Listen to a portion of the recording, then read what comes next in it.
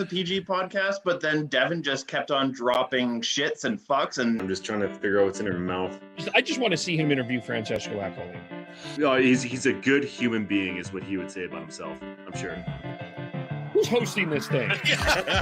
Take charge, Kevin, would you? Jesus. First time we ever met those guys. That was the major drunken pub argument. I think you guys are the worst. I'm gonna have to probably watch some Canucks hockey, unfortunately. Just making friends left, right, and center, and probably some enemies as well. Tell him to shut up. He needs to hear that every once in a while. Well, off to a good start. All right. We are live. It's okay to talk when it goes live. Well, hello, everyone, and welcome to the Hockey Podcast. We are live, facebook.com, the Hockey Podcast. You can also follow us on Twitter at podcast_hockey, facebook.com, the Hockey Podcast, youtube.com, where we are live on the Hockey Podcast, where we continue to sit at 100 and the Corey Schwab of subscribers. He wore the jersey number 32 for the Tampa Bay Lightning in 1997, 1998 as well. And you can also subscribe to the audio. 1999 as well. Then he played for Vancouver in the 1999-2000 and the Leafs from 2001 to 2002. So there we go. You can also subscribe to the audio shortly after this. It's been I feel like, since the pandemic has happened, like it feels like days and weeks are feeling like years and decades. Tyler, when was the last time you were on? 2 weeks ago. It feels like it's been 3 years. Yeah, I know. We're just limping to the finish line of this whole pandemic weirdness. Yeah. And now, not to start this on a downer mood, but then we've got, we're limping to the end. We're moving into stage 3 in both BC and Alberta. And now you have fires in Kamloops and Lytton, and you had a storm yesterday in Alberta. Yeah. It's one thing after another. Yeah, you just got to keep trucking. Just got to keep your keep looking forward and hope that things can settle down here. Mm-hmm. Yes. Hello, Sean, by the way. Hello, Kevin. How are you? Oh, I'm good. I'm good. Just, getting my broom prepared to do some possible sweeping on Monday. Yeah. Kind of doing some cleaning the house here, Devin, what's going on? I wasn't using a broom yesterday. I was using a mop, mopping up some flooding that happened at my gym yesterday. So, it's definitely a possibility that you have a broom. Monday's just around the corner. Game 4, yeah. That's very Jamie Campbell of you, by the way, Kevin, with the broom prop there. He does that on Blue Jays telecasts when they have a possible sweep in a mini series. Brings out the broom. Usually throws it too, but yeah. Oh, the Blue Jays. Mm-hmm. How about the Mariners, by the way? Anyway, 10 and 1 extra innings games. Anyway, we're not here to talk about baseball. This game, we're going to start by recapping the game 3, and this one is it's almost really simple to recap, but it's almost really not. I mean, I felt like it was over 5 minutes in when Tampa Bay scored 2 goals and within the first 4.5 minutes. Deschamps wisely calls the timeout. Deneau gets a goal. They're back into it, and then Tampa takes advantage of another turnover opportunity and are cruising to a victory. Where do we want to start with this? I guess maybe where do we want to start with this game? Well, I would say we start with Carey Price. Unfortunately, looking a lot more ordinary now for the Habs, and that's a pretty discouraging sign for them. But it's the whole thing, top to bottom, man for man, whatever phrases you want to use. Tampa is just they're just asserting themselves so decisively, and I think you can start to see it's frustrating the Habs. They just don't have the time and space that they had in the previous rounds, and they can't seem to get much going. And then if they do get a goal and maybe some momentum, Tampa just punches them in the mouth again. And it's too bad, because this is pretty, going into this final, it's pretty exciting to have a Canadian team in it, and Montreal in particular with the run they've been on, and they haven't really made it that competitive here so far. Yeah, I think you hit the nail on the head there, Tyler, with Carey Price playing very normal, and if even at best, I think he's been subpar last couple of games. And that first goal last night was a killer. Like, it was a floater from the point.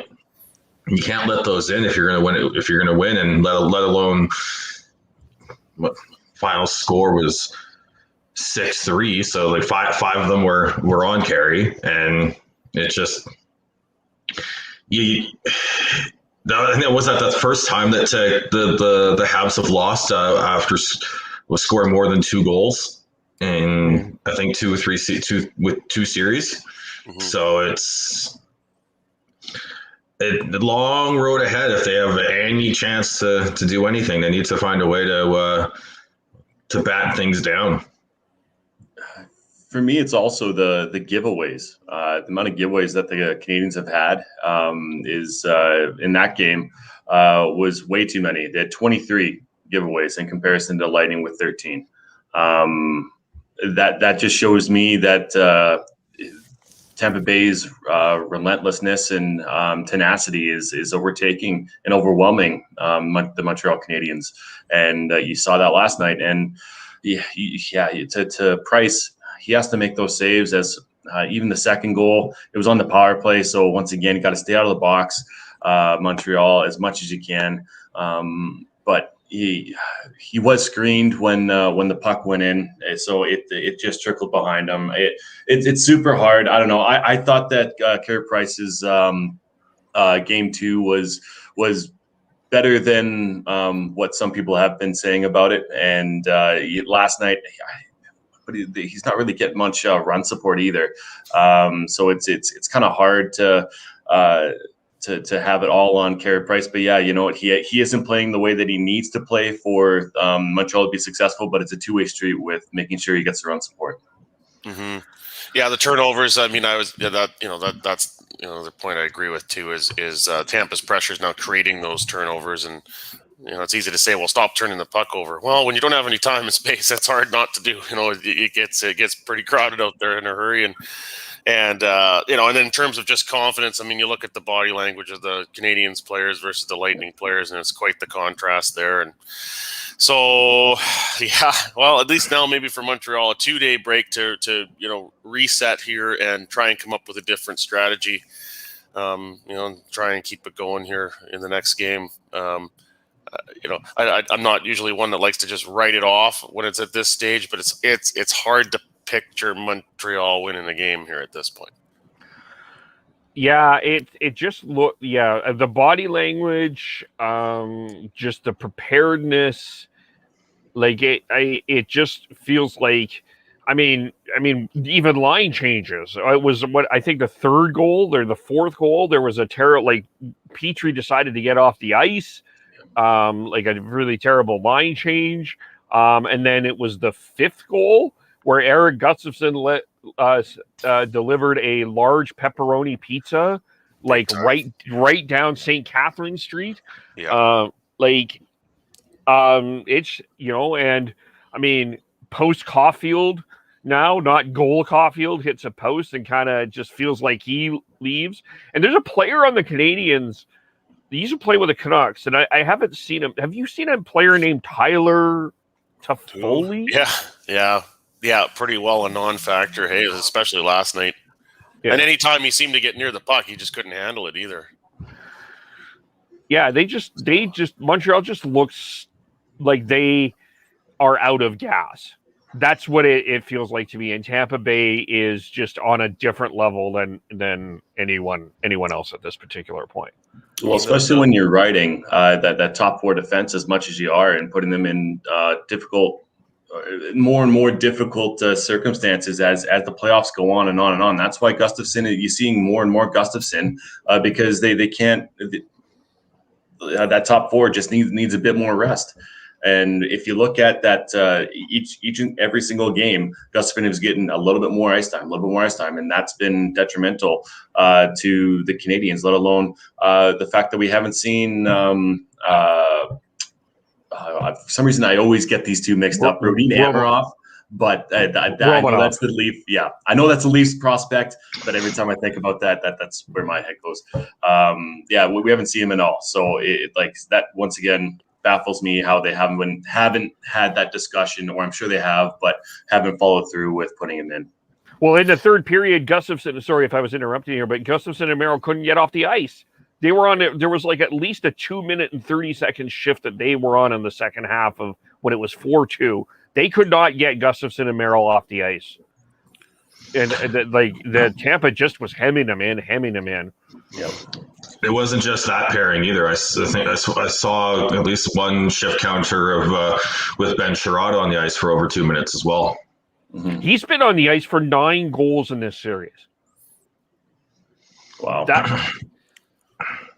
It's just that it just shows how good Tampa is, in my opinion, more than anything else. They're just, especially when they can hem them in the zone in the second period.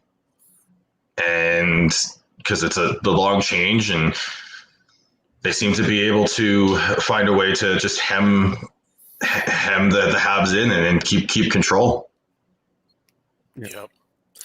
As far as the road to the final, I mean, both teams had almost as many games. I think Tampa had 7 games against the Islanders. The Habs had a little bit more of a break coming into the finals. So, this whole out of gas thing. I mean, I think that's more of a mental than a physical thing. Yeah. But I would agree with you. it definitely has that look, Kevin, where it just doesn't seem like Montreal has anything more to offer here. And you kind of look back on the year too with Montreal. I mean, they had but let's take a look at this. You had in Series 1, you had the whole Tavares controversy, and then you had the whole Jake Evans, Mark Scheifele controversy in Series number 2. Vegas, that wasn't controversial, but you also had your COVID outbreak. You've had a situation where you haven't been in the final. Your franchise, one of the top franchises in NHL history, hasn't been in the final in 28 years. I think it just emotionally, it's taken a lot out of the team. Now, I don't think that, I mean, to be fair to this too, Tampa is just on another level than everybody else. I don't think Vegas would have given. I think Vegas may have won 1 game right now, but I can't see a team that Montreal has beaten down this path that would have been up 2-1 at this particular point. Yeah. Yeah, nothing like. Yeah, it goes to show the fact that we were talking about the cap circumvention that the Tampa Bay have, and they've kind of not exploited. Not saying that Kucherov wasn't able to play. Probably he could have played maybe the last third of the year is my guess. Maybe the last 10 games. But it's just the amount of talent on that team is ridiculous. So I agree with you, Kev. I don't see anybody else giving them fits. And maybe even being up within this series, all these what ifs. But overall, right now, Montreal, they need to bear down. They need to come out hard in the first 10 minutes, like they have done when they have won games in this playoffs. Is that they come out hard and come out strong. But you haven't seen that pep from them since this series started, and that's what's made them successful. Is outwilling the team. It doesn't matter to them when they were winning. It didn't matter to them what everybody else was saying. It was just like, let's show everybody else that they're wrong. And the amount of they seem mentally drained. I think the injuries have to do a lot with it as well. You have Shea Weber, who didn't play until the first game of the playoffs. He wasn't even handling a puck in the preliminary practices before the playoffs, and same with Gallagher. He's banged up too, but I mean he's more than banged up. I feel like he is just been put through the ringer with his hand, with his face hitting the ground. Perry, these are all things that are where depth really comes into really comes into it for the playoffs. You need to make sure you have that depth, because if you don't, then it's really hard to push back. Mm-hmm.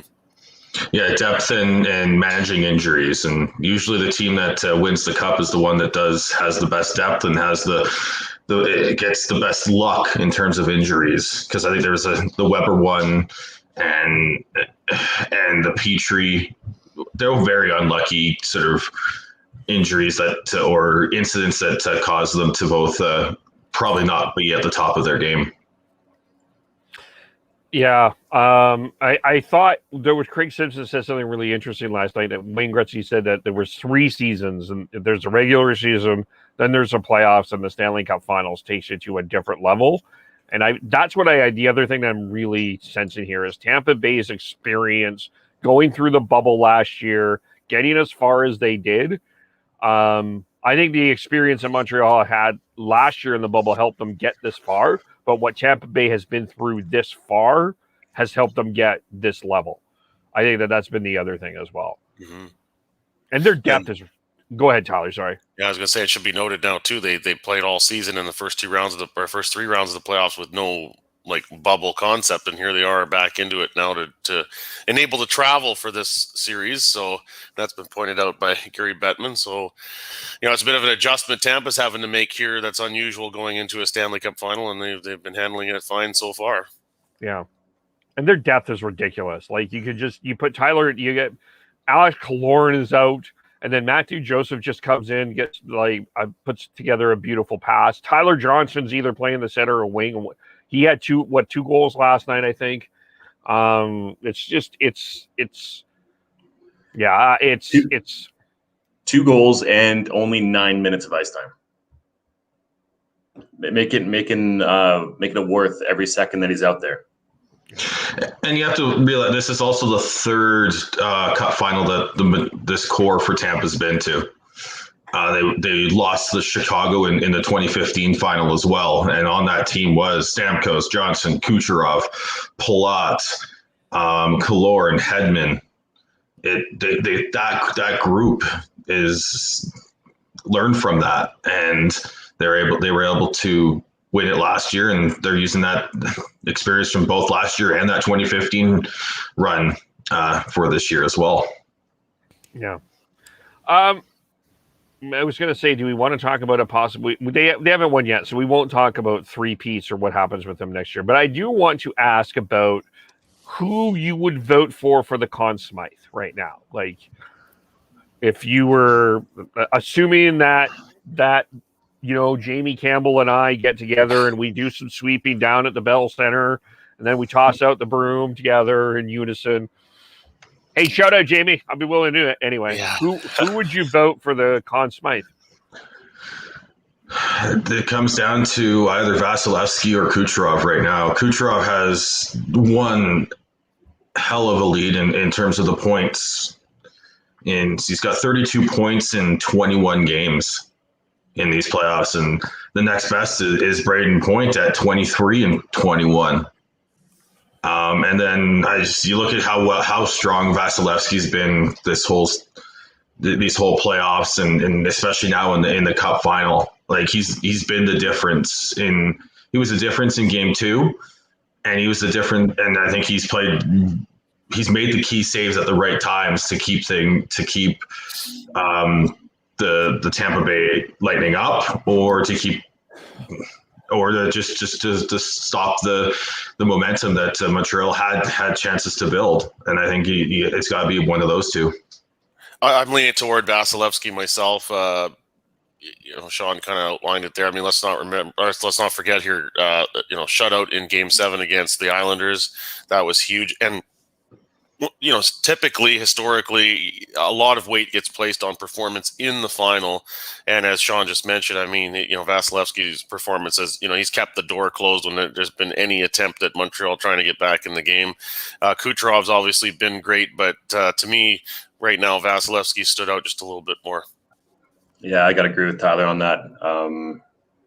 he's just been unreal. If you look at the stats, he has around 50 more shots than Carey Price does at this point.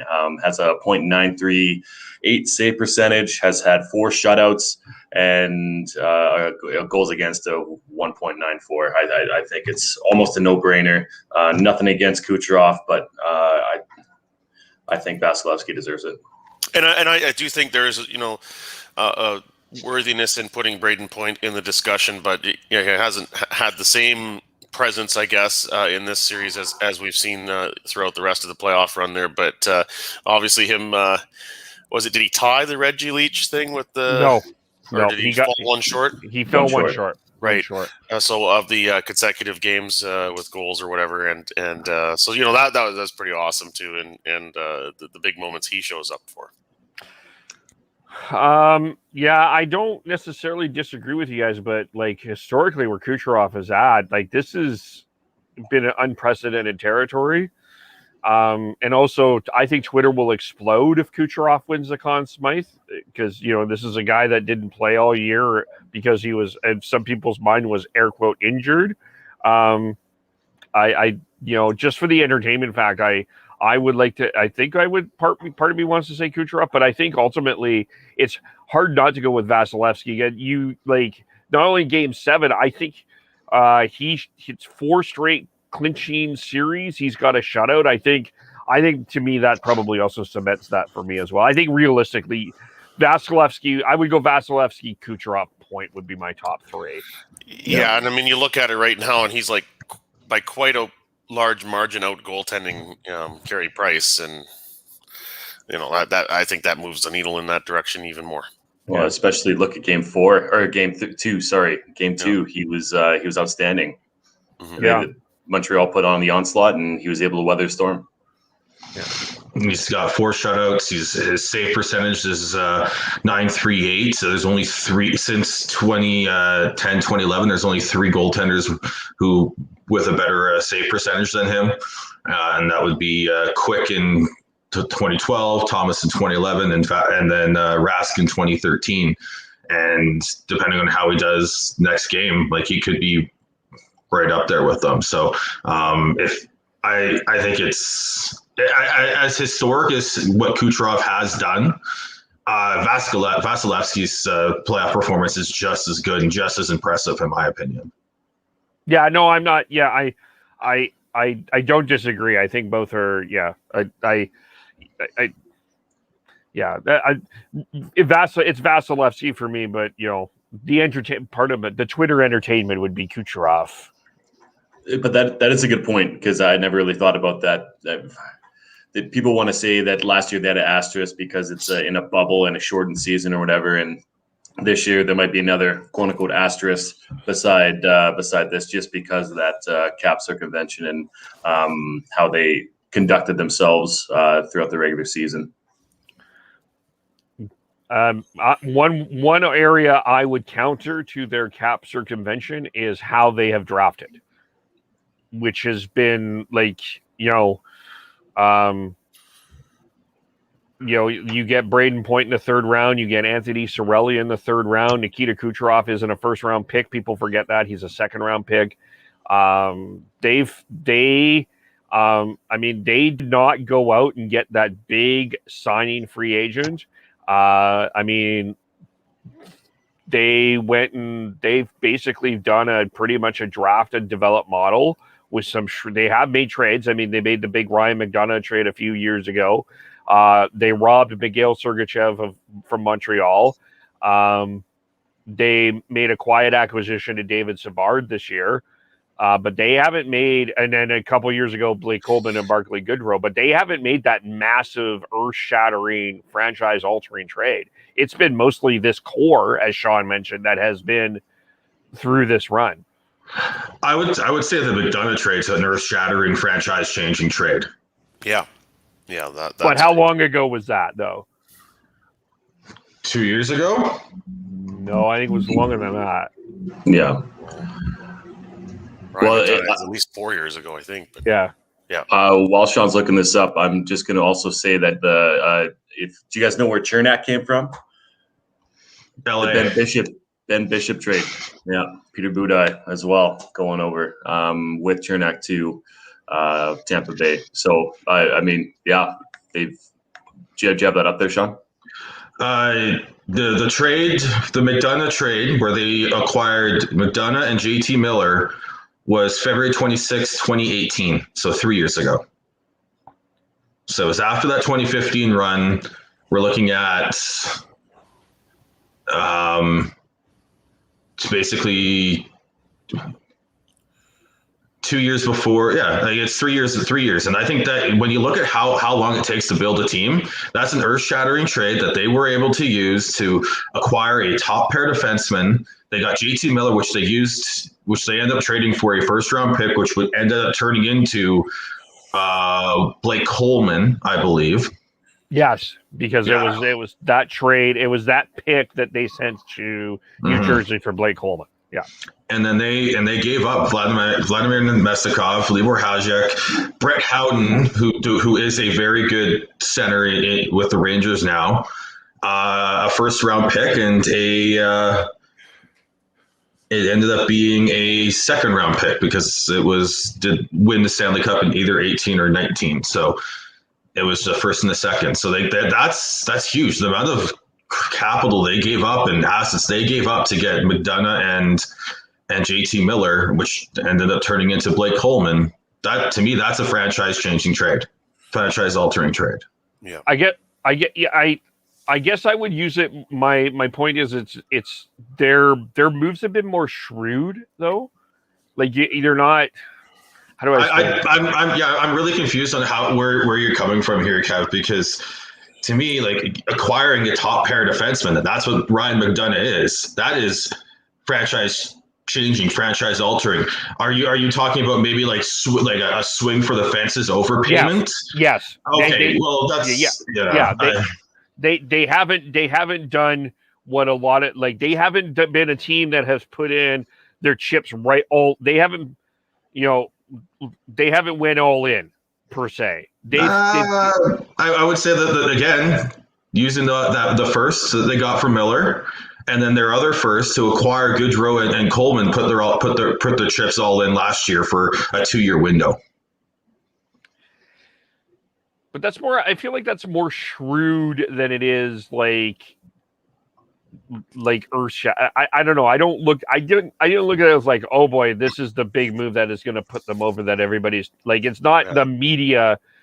It doesn't have that blockbuster feel to it, but it's they're still like they recognize they've been knocking at the door for a while, failing to get through the third round, and then they, make that change, and here we are now 2 years in a row. They're in the final. Yeah.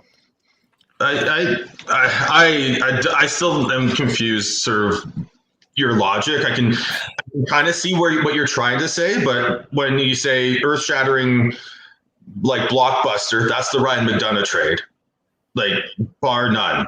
Then you've got like sort of maybe a swing for the fences, all-in move. That was for me. That's definitely the Coleman and Goodrow like trades where you're giving up very valuable, very high valued draft capital in top picks for players. It's like for players who are basically playing on your third line.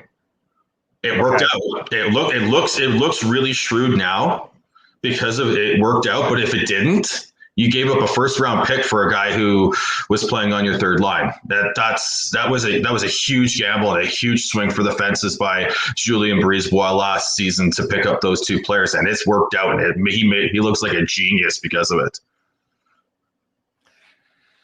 Yeah, I think I don't know if we're saying exactly the same thing.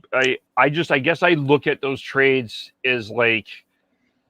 I don't look at that trade as a swing for the fences per se, but I do see what you're saying too. So I guess sort of, I guess there's sort of this expectation, you get to a certain point in your development and you then go, okay, we need to acquire that really huge piece. And, Miller wasn't that piece, but Ryan McDonough was, but Miller was kind of the the big person in that trade. It wasn't Ryan McDonough, although I mean both were really good acquisitions. I'll have to remember. I don't remember a lot about what they said about McDonough back in 2018, but I guess to me, Tampa Bay is not has kind of. I mean, they've made their moves, but they haven't altered. I guess they haven't super altered their car. They've kind of stayed the course of their plan. They stayed true to their plan and their identity. So when they got swept back in 2018, 2019, they didn't blow up the core. They said, okay, what did we learn from this? And then move forward. And then you get a Blake Coleman and you get a Barclay Goodrow for your playoff run.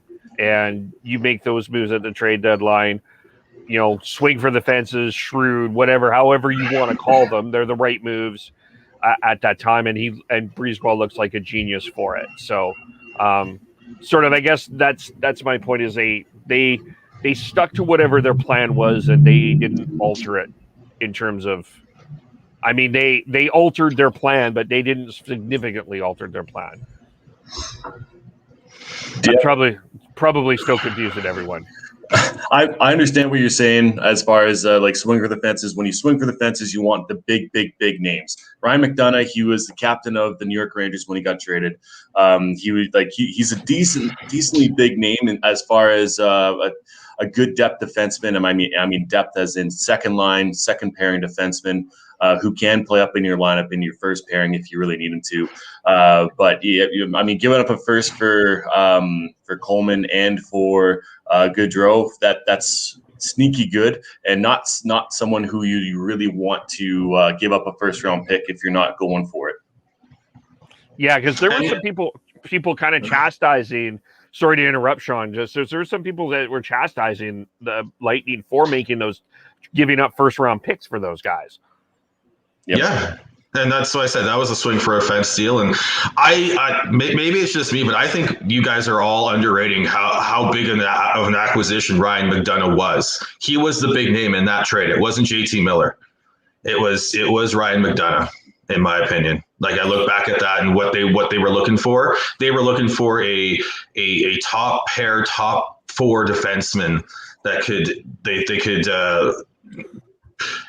help mitigate them having to play Victor Hedman like 30 minutes a game.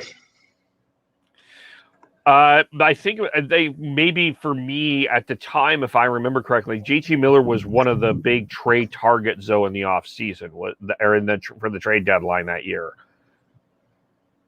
Or was it more Miller McDonough? It was probably more Miller, both of them. When that transaction happened, I mean, the eyebrow raiser was seeing McDonough change teams. So, yeah, to me that's the big name as well. Miller or McDonough? McDonough. Okay, fair enough. Yeah, well, I mean, I could be wrong. It happens. and just for the record, I don't think I was downplaying McDonough at all in my comments. I mean, you did call him a second pair defenseman, and I think he's more than that to me. Okay, was a top three defenseman on any team. 1.5. He's out. He'd be a top pairing on most teams but Tampa has Victor Hedman, so yeah. Anyway, is there anything else on this game that we need to speak about? Well, I just wanted to, obviously, from an officiating point of view, it's, was notably let him play out there last night. I think in the whole series, really not much discussion in this series about the reffing, as we've seen. It was almost a nightly basis in the earlier rounds of this playoff. So, yeah, the whole let him play approach is fine if everybody's, kind of sticking to the rules. It hasn't been, to me, that chippy of a series, considering it is a Stanley Cup Final. But if they're going to take this let him play approach and it suddenly starts getting greasier here in Game 4, it'll be interesting to see how that's received. Yeah, I haven't really. There really hasn't been a lot of complaints about the only one that probably was a bit questionable was the Sergachev-Lehkonen play. Other than that, I haven't really noticed the refs, so I would say I felt like there was a couple of occasions. I think it was in the first period last night where wasn't too many men. Are you sure? There was a couple occasions there where it got a little sloppy around the Tampa bench, but no penalties called there. But yeah, they're doing better than they have been. Let's put it that way. Well, it's always good when they're not in the spot like they were. Like I say, seemingly every night there was something going on with the refs in the earlier rounds. I guess my final question is: would you have pulled? Maybe just I'm going to answer my own question first by saying no. I would have stuck with him, but would you have considered pulling Carey Price for the third period? I had that thought, and then as soon as I had that thought, Hockey Night cuts to the shot of Jake Allen sitting there at the end of the Habs bench. Not something coming into this series we expected to have any discussion about, but yeah, it just not that Carey Price was entirely at fault for losing, but just the way just one of those things, the way that it was going, the frustration that you kind of saw on him. Maybe it's the bit of the mercy pull and get him out of there and try again in the next game type of situation. I thought it would have been possible to see. It didn't end up happening. I guess the Habs kept the game close enough that Ducharme never really wanted to pull the trigger on that, but I wouldn't have been surprised to see that. Had Montreal not scored that second goal late in the second period, I think that discussion would have been a lot more, maybe not the right word, but realistic. But when you're down 4-2 and Carey Price is your guy, you stick with him. Yeah, if you pulled him after after the second into the third, what kind of message are you sending to your team that you're just giving up? You can't really do that. Yeah, that's fair. It was 4-2 at the time, but I wondered about that. At 4-2, I'm not on the Canadiens bench. Two goal lead is it 2 or 3? I think it's a 3-goal lead is one of the worst leads in hockey to have.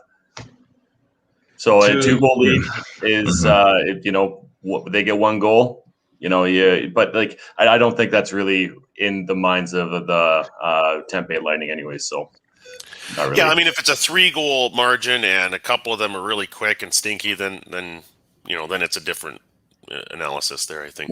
Yeah, that's fair. Yeah. All right, let's move on, and let's talk about Nate Schmidt. There are reports, and again, these are reports. These have not been verbally confirmed by the player that Nate Schmidt is once out of Vancouver. And from what I understand from listening to Rick Dollywall as an example, friend of the podcast, he hasn't heard anybody say that Dollywall has not heard anyone. His wording is that he hasn't heard anyone say that Schmidt wants to stay in Vancouver. So the reports are out there that basically from David Magnotta, one name you'll see on the list is Vancouver's Nate Schmidt. Doesn't sound like things have worked out, and we're told he's on the block. Although Benning has denied it. Maybe we'll start with Tyler here. Do you buy it? Do you not buy it? What are you?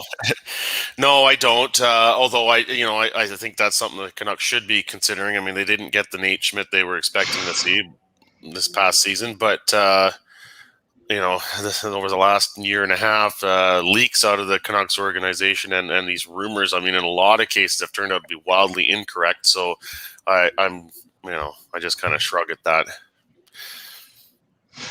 Yeah, I think when Dollywell's trying to clarify specific wording on he hasn't heard that he wants to stay as opposed to that he wants out, I think that means that there's a willingness to explore trade options, but he still would stay if they can't find something. My question is, okay, so these are the ifs, right? If he wanted to go, why? Is it the locker room? Is it management? Is it that he just? It's hard to really pinpoint or figure out exactly what's going on if that is the case, especially with the year that they had last year. Obviously, with COVID and everything, we all know it that it was a shitty year for the players. Now, outside of that, I immediately, my first thought is the dressing room. Just because, okay, yeah, he's been to Vancouver before. We all know Vancouver's beautiful, great place to live for players. Lifestyle's there. So then it's either management or the locker room. Those are the only two things that I can really think of. And if it's a locker room, man, that's I don't know. He seems like a very personable guy, and he seems like he really just wants to be part of the team and is a team player. So if it is the locker room, that's a shame. But there's also the management that's involved that's been in question for a long time too. So to me, it's one of those two things that if he wants to move out, that is the reason. Yeah, I mean, the locker room, that just seems like a huge stretch to me. If he just doesn't feel like he's a good fit in terms of roster construction, he does, he looks around at the rest of the defense group and he doesn't feel like he has a chance at succeeding or at least playing at a level that he played at earlier in his career. Then I could see him looking at it and thinking maybe there's a better fit with another team. But the whole locker room thing, I mean, like, who's saying that? Like, where is that coming from? That's all speculation on my part. Yeah. I don't have anybody in the locker room telling me anything. Yeah. Those are just kind of like my thought process and steps of when people want out. Why? I mean, it's always a possibility. Yeah. You also look at where he's at in his career. He started out in Washington, played partial 2 seasons there, and then in his 2 full seasons with Washington, they were good teams and made the playoffs. Went to Vegas, they were good, and they had a couple deep runs. Then he goes to Vancouver, and it's an absolute gong show season. I think that has a lot to do with it. I think how everything went with him being the new guy, not having a proper training camp, not having proper ways to really socialize with his teammates, and everything that you can tell from Nate Schmidt, he feels like a full-blown, like, outgoing guy who needs to be out socializing and being with other people. And then you had the COVID outbreak and everything. I think it was just I think Devin's right in the fact that it probably is a little bit locker room, but I think there's so many extenuating circumstances within there that it's not something that you can, especially if you don't know any of the information, like don't know for sure, that I feel like just saying locker room, I think doesn't do it justice. But I know what Devin's trying to say in terms of like trying to figure out where things are. But I think if you just look at everything, I think it's a little bit of going from competitive teams to a team that wasn't competitive, going from normal socializing to not being able to do it, and then having to go through the COVID outbreak as well. I think it's a perfect storm of stuff that would really bother someone that is as outgoing and personable as Nate Schmidt. Because Nate Schmidt then. Oh, sorry, Kevin. I'm just going to jump into to like counteract what Sean was saying. The reason, this is all speculation, right? Mm-hmm. It's all speculation. Us talking about it, what's ever coming out, it's all speculation. So speculating that it could be the room might be the case. And there's been no inkling, there's been no inclination, or what word am I thinking of? Inclination. Thank you. That locker room is divided, or it's a bad locker room whatsoever. I mean, what you're listing off, Sean, is things that are a part of not normal times, right? And so he has to understand, like, he doesn't seem like a stupid guy, that if those things are bothering him, that things will get better. Vancouver Canucks were great last year. Realistically, they had a good season overall, and they got into the bubble and they played very well. And so it on ice stuff, I don't know if that's the thing. He was averaging 20 minutes this past season, as the seasons before he was 21, 22 the year before in Vegas. So So within that context, who knows what he's thinking? But overall, it's all speculation.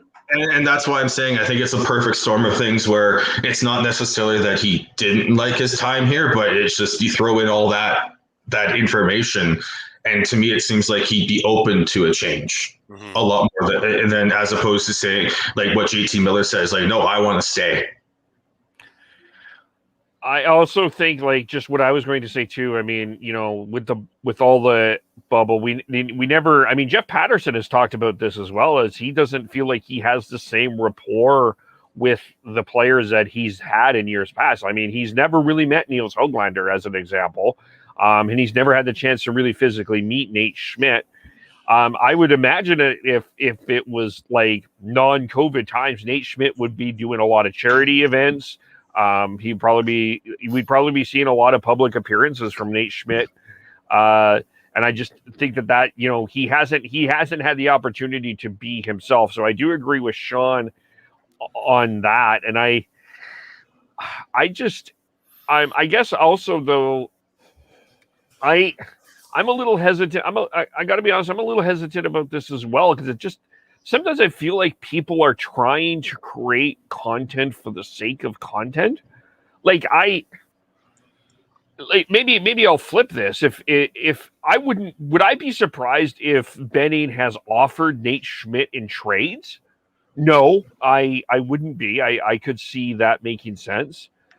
But I also, like, part of me, and then would I be surprised if Nate Schmidt like looks, and there's situations and maybe that we don't know that he wants out?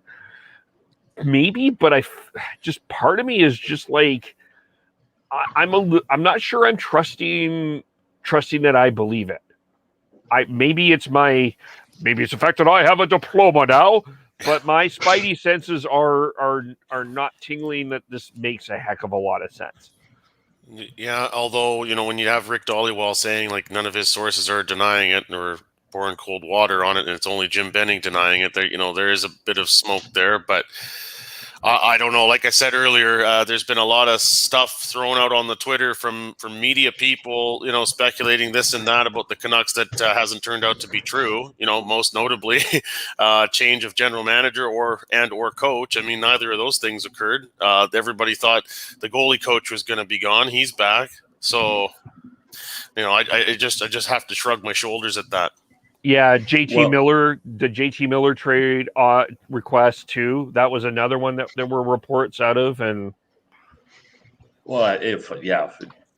very true. Now, from the Canucks perspective, he's just making a shade under $6 million. Do you want a guy who is half in, half out, a part of your core, being a part of that defensive core, making an impression on Quinn Hughes and your young defensemen? Personally, if that was me, once again, these are all ifs, right? But if I was the Canucks, I don't know if I'd want that big of a cap hit having that much impact on the cap and on the team. I'm not saying he's not a good teammate, because everything shows that he is. But don't you want somebody who wants to be here, like like Miller said? Absolutely. Oh, we have a visitor. That is a ding that I'm right. Is your brunch arrived there, Devin? Skip the dishes. Oh, that was me. Okay. Well, I was going to ask I'll just add that is Nate Schmidt? Is Nate Schmidt one of the defensemen you're protecting in the expansion draft? Ooh, that's a good question. Who has him in? Who has Vancouver? Is that? I believe that is Tyler. No, I don't believe I have. No, I think that might be Chris. Yeah. I don't know, Sean. Sean, if you heard the question, is Nate Schmidt a defenseman you're protecting in the expansion draft? Who else are they protecting? Yeah, that's the thing, right? If I had to guess, they'd be protecting Myers. I mean, they have to anyways, don't they? Myers, no. The Canucks are not required to protect anyone with the current clauses. With that, like, I think part of the Schmidt talk is like, what can the Canucks do to try and move players, like shuffle deck pieces around in before the expansion draft. But with the Canucks, like, they've got. Right now, they have 3 defensemen that meet criteria that they would that meet the criteria for exposure, and that is Tyler Myers, Nate Schmidt, and Madison Bowie. So they need to find someone. They need to sign a defenseman beforehand or make a trade beforehand to get that, so they can expose Madison Bowie. And then go from there. So right now, they've got, when you look at who they've got signed next year, they don't have Hughes signed yet.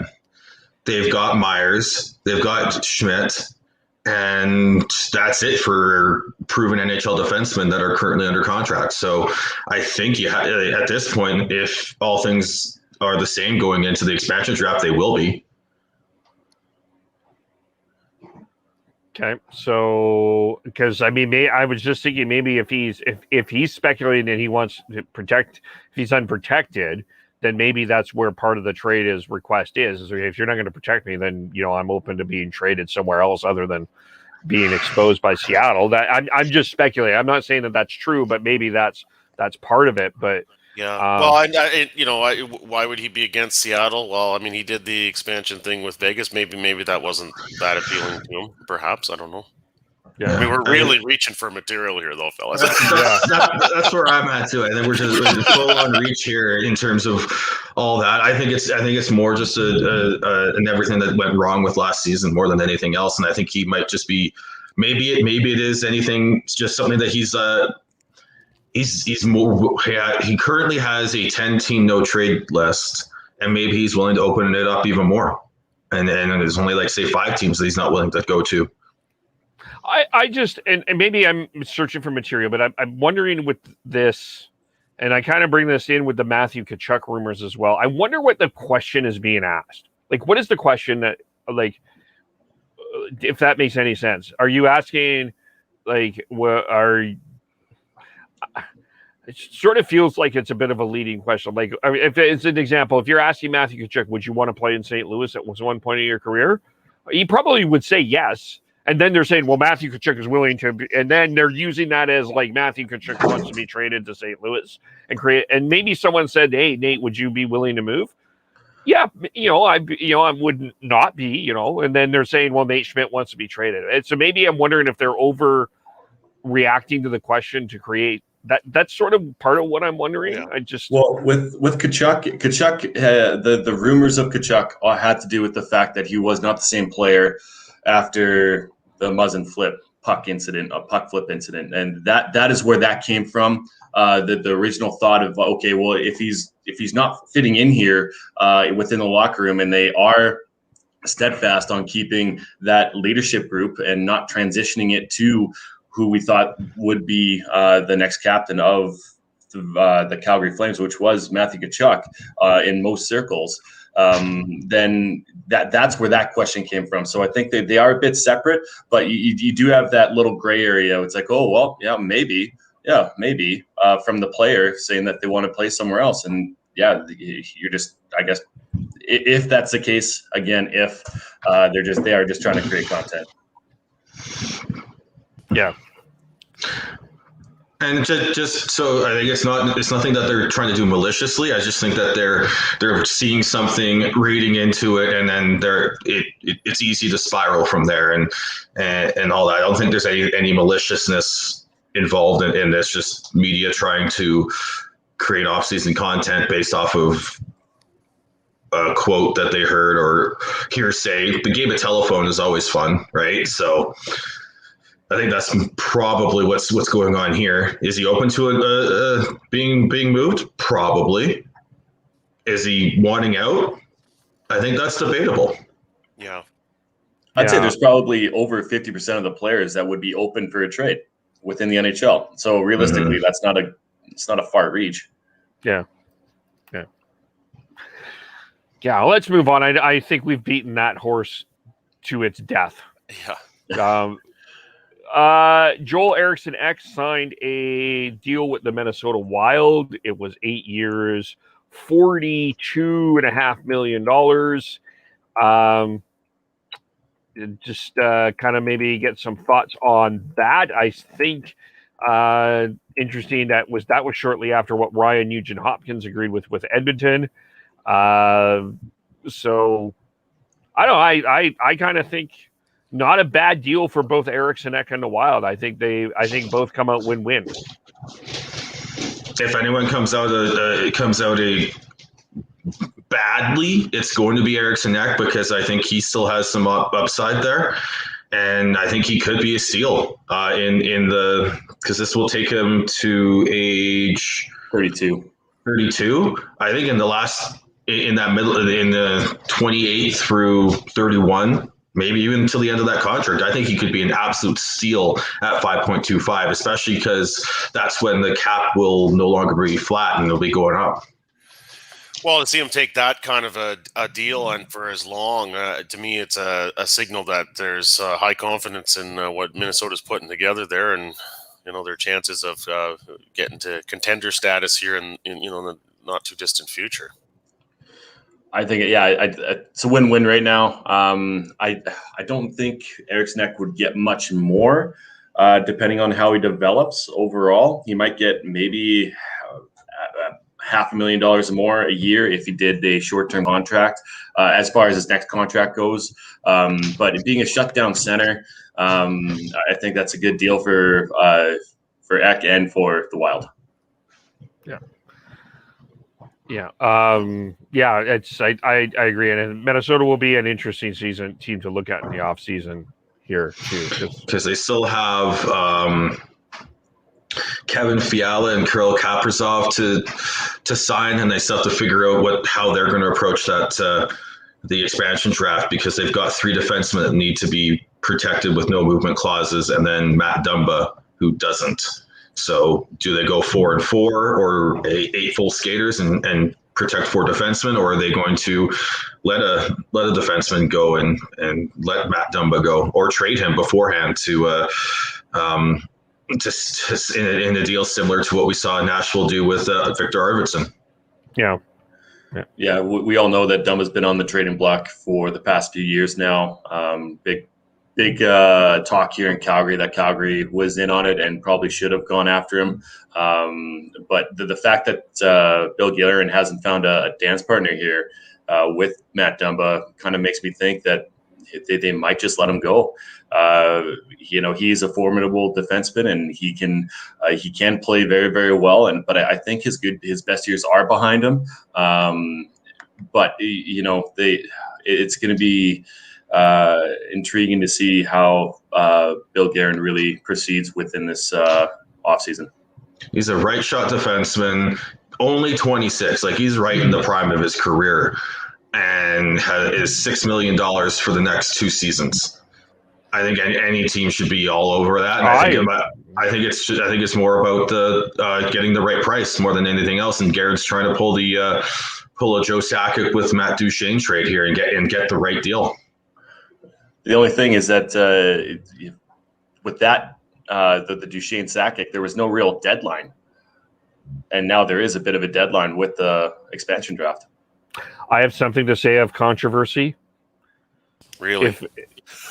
I think this may anger Devin, but I would trade. I would be open to Dumba for Rasmus Andersson being part of a package. Oh man. Anderson, he's 23, making 5 for the next 7, I want to say, in comparison to Dumba. I don't know. I think we know as of right now what Dumba is. We still don't know. I feel like that the unknown really still intrigues me with Rasmus Andersson. I think that he has a few more steps to take here within the NHL, and being a younger guy with a smaller cap hit, that's more intriguing than getting Matt Dumba. Rasmus Andersson has 5 more years left at 4.55. His career year, if you look at points per game, I know that's not everything, but especially with defensemen, but his career year was this past year with 21 points in 56 games. How much more offense does Rasmus Andersson have is the big question. With Matt Dumba, you're looking at, like I said, he's 26. Turns 27 later on this month.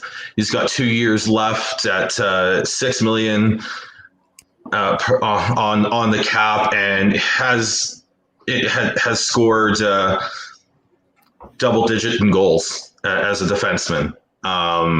And is also, they're both right shot. So I think it's I think if he can find the right pieces as well, because I think that if Anderson is one of the big pieces that's going back, I think you're potentially, things are going to have to get a little more complicated, because why that trade would have to happen after the expansion draft with Minnesota protecting him?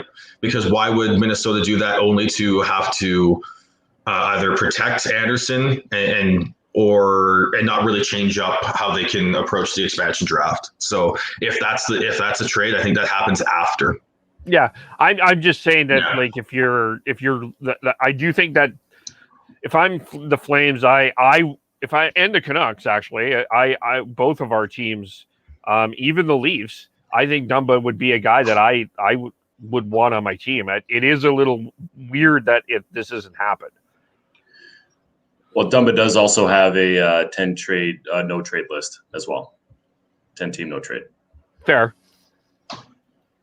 But yeah, it just kicked in actually too. Or whenever all that the offseason flips over, that's when his 10 team list will kick in. So because I don't think it would have kicked in by now because of the season's still going on. So this is still technically the 2021 season. Yeah, and they still have that chance, which is why I think they said, I do think Guerin's trying to pull a Sakic. It's not the same situation as Devin pointed out. It's a very key piece of information that you have to look at if you're going to try, if you think Guerin's trying to do that. But I do think that I wouldn't be surprised if they find a way to move Dumba for a center of some sort. Maybe even look at Nashville.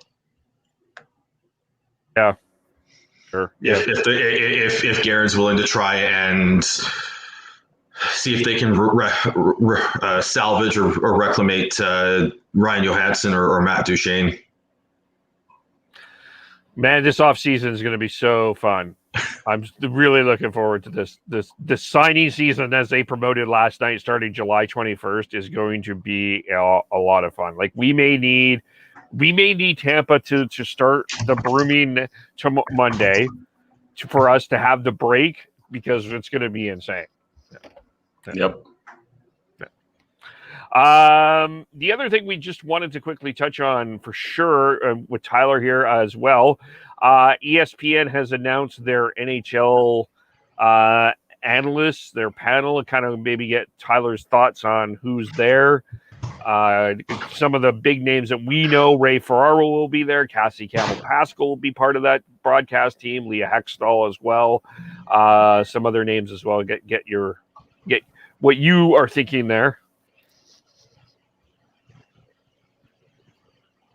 I think you're on mute. You're on mute. Yeah. There we go. So I guess we shouldn't be too surprised that ESPN's trying to keep things in-house as much as they can.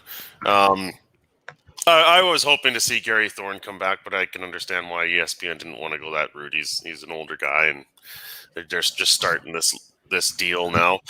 Sean McDonough, as a play-by-play guy, I've always been a fan of his. I liked him when he was doing Monday Night Football. I know that they decided to replace him with another of their upcoming hockey announcers, Steve Levy.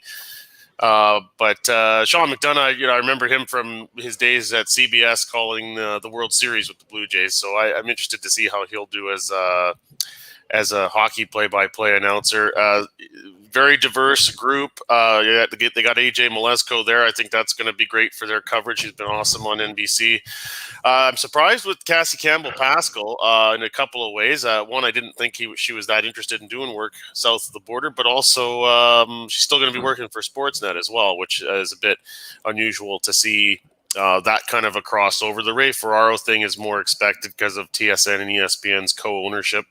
For Ray, what will be disappointing for a lot of people, including myself, is he's going to be scaling back his radio commitments with TSN, and his daily hit on the Overdrive show there in Toronto was always must-listen radio and very entertaining. So that'll be disappointing, but he will still be doing the Leafs games on TSN and the World Junior Championship. So we have that to look forward to with Ferraro, at least up on this side of it here. Both with ESPN and with Turner, one prominent name, notably absent, of course, is Pierre Maguire. So looks like the end is near for his broadcasting, at least on a national stage at this point. And I suppose it's possible he gets back in with TSN and does some work for them, but I would say that's a bit of a long shot. ESPN has the experience doing hockey. Looking forward to it, seeing the simulcast that we do get to see up here. The one that I am a little less certain about is Turner and how they do when they made their foray into doing the baseball postseason back in 2007. Was a little rough off the start, but they've added some pretty experienced names there as well. Kenny Albert and Eddie Olczyk being their lead duo, and so they're off. They're in good hands there, and then obviously they have great experience with their studio programming, in particular inside the NBA. So if they can kind of not try and copy it, I don't think you can do that. But if they try and sort of learn from what's working with that show and produce something for hockey that's going to be compelling, then their coverage will be really solid as well. Is there I mean, I guess the pairing that I imagine, I'm looking forward, I guess we will see probably some Leah Hextall, Cassie Campbell, Pascal pairing, AJ Malesko pairing. I think AJ Malesko and Leah Hextall will be for sure. I'm still waiting to see what exactly they're going to do with Cassie, because she's done both. She's done color and she's done intermission panel work. So I think she's better on the panel. I think AJ Malesko is fantastic as in the role of the color commentator during the play. So I think we will see Leah Hextall and AJ Malesko together. But I think we'll see more Cassie on the panel than anything else, because I think it probably would also be easier for maybe travel. But I do think we will see her as the color commentator for a few games, especially if it's a American team playing a Canadian team north of the border. Mm-hmm. A couple other notables too. Chris Chelios. I mean, there's a guy that's not going to be afraid to ruffle feathers with his comments. And Hillary Knight. I mean, from her time playing with USA Hockey, always a clip as well. Not afraid to say what she thinks. So that'll be an interesting addition to their coverage as well. To Cassie, she's. I think they're showcasing her on CBC/Sportsnet right now as an in-person analyst with Ron McLean. So I think that don't think that doesn't have anything to do with it either. Yeah. Not seeing the name Anson Carter anywhere. Also, that's another pretty significant name that I mean, I'm a fan. Turner. I believe I heard that, or I don't know if that was confirmed by them or not, but there was that speculation that he was going to Turner. Okay. Yeah. I'm on the NHL and Turner Sports Wikipedia page, and it says that it was reported on June 9th that Anson Carter would be joining Turner Sports for the NHL coverage. There you go. Okay. Well, there we go. And yeah, Darren Pang and Keith Jones as well. Okay, so there we go. Wayne Gretzky and Mark Messier on panels for hockey. Well, they're going for star power there. You wouldn't think that they, we've kind of touched on this before. You wouldn't think that they would be, great, just knowing kind of how they've been in front of the camera in the past. But I think if they're well produced and they can bring the personality out of them and they're not afraid to offend people. Wayne's probably at the stage now where, he's not really looking to get back into the game with some team and some, big front office role or whatever. If they're not afraid to stick it to people once in a while, it could be quite entertaining. But that's hard to. It's hard. It's just not in the hockey player's DNA to kind of do that. So they'll have to be. If they get the right people behind the scenes producing them and really bringing out the passionate personality and all that, then they're obviously their Hall of Fame experience and credibility will be great to hear. Any other topics we need to touch on? Yes, we have not heard Tyler's perspective on who would you rather have, Philip Deneau or Zach Hyman. Then I have another one. Then I'm going to ask. Well, if I'm going to let recency bias be a thing here, then you got to go with Deneau. I mean, it's amazing for a guy who just got his first playoff goal last night in these playoffs, and yet still universally praised throughout the run for his play defensively and what a key part of the team is. I mean, what a compliment to his completeness as a player. He's been huge for the Habs and in playoff hockey where it's tough to knuckle it down. So yeah, why not Phil Deneau? Hyman's great, but the impact that Deneau's having right now is you can't overlook that. So then Deneau or Blake Coleman? I don't. Yeah, I don't know. I'm not paying a close enough attention to Coleman to make that comparison, I would say. I want to do a poll of Coleman versus Hyman. I got some people I mentioned because Thomas Drance had put out a tweet basically saying that Blake Coleman is a first line player, and I see him more as like your perfect second line player. And then slash your perfect third piece to a good top line. And Zach Hyman is another player who fits exactly that mold, in my opinion. Very valuable players to have, and I think it'd be very interesting to see what would come of that in terms of that debate, because then you're not going into what you value more on in terms of center or winger. You got two wingers who play very similar games, and both UFAs this summer. Deneau's a UFA this summer as well. Yeah, fascinating. All right, let's leave it there. We will do we have our expansion, some other things. We do have our expansion draft video coming where we have taken all 32 teams and have protected the players, and we'll have that out shortly. We will be back Tuesday morning to recap Game 4. Is it the end? Is it the Tampa Bay? Are we celebrating or reflecting on a Tampa Bay Lightning second straight Stanley Cup win? Will they be considered a dynasty? Will they be considered one of the better teams of the salary cap era? Those are things that we may end up talking about. Or is there a Game 5 and we're flying back to Tampa? We don't know. And whatever else happens within the next few days as well. And so how do we follow everyone? I am BeardyConnect03 on Twitter. And I'm on Twitter at TNoble, TNOBLE. Twitter for me at Gordhouse09. Chris is Schneid's, SCHNEIDZ. I am KEVOLE. Podcast_hockey, Facebook.com, The Hockey Podcast, YouTube.com, The Hockey Podcast. Subscribe to our audio. And thanks everyone for watching, and we will talk to you all and listening, and we will talk to you all very soon. Bye for now.